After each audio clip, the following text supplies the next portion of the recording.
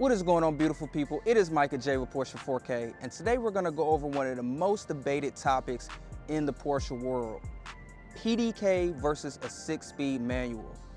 Whether you're in a 718 base, a Cayman GT4, GTS 4.0, or even a 911, it can completely change the dynamics and the feel of that vehicle that you're driving. So today we're going to break down the performance, daily driving, emotion, resale value, and long-term ownership to see which gearbox is right for you. Let's go. Let's start with the obvious: pure performance.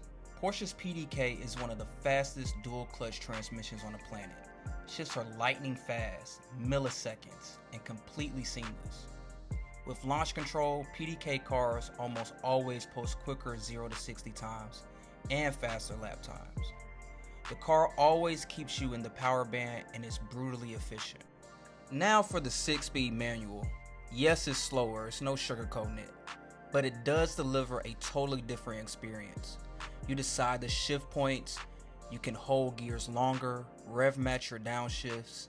It makes the car feel alive. While PDK wins on paper, the manual gives you the more analog and engaging performance. Now this is where things get personal: driving experience and emotion. Porsche manuals are known for being some of the best in the world.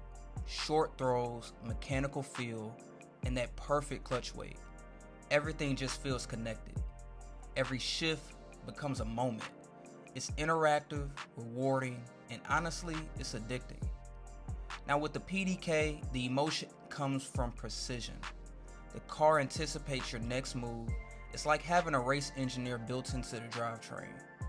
In Sport Plus, it holds gears aggressively, slams downshifts with rev match perfection, and gives you race car telemetry level control.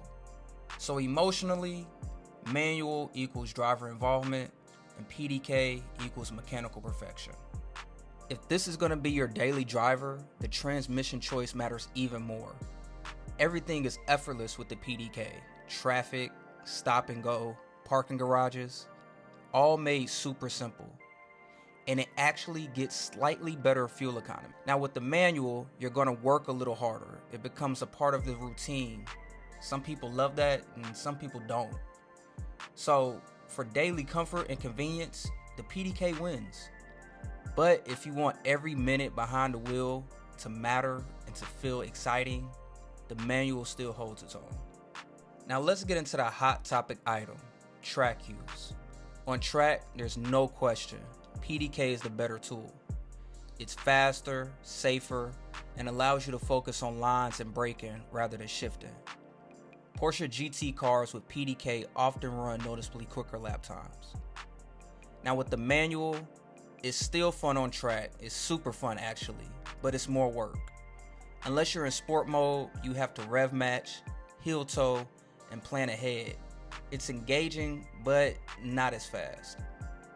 Everyone wants to know, how is the reliability and the maintenance? Well, both gearboxes are extremely reliable, but they're different.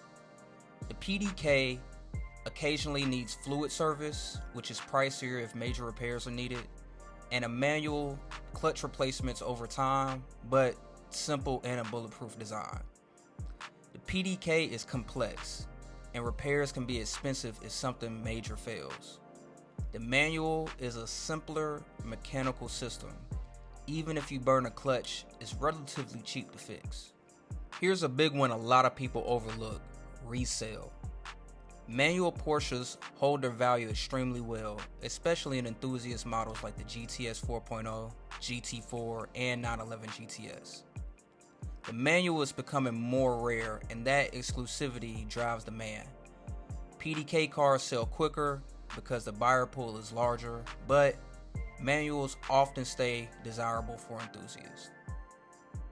With all that being said, the golden question is this: which one should you buy?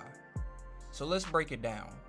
With the PDK, you have maximum performance, daily comfort, best lap times, 2-pedal convenience, seamless ultra-fast shifts.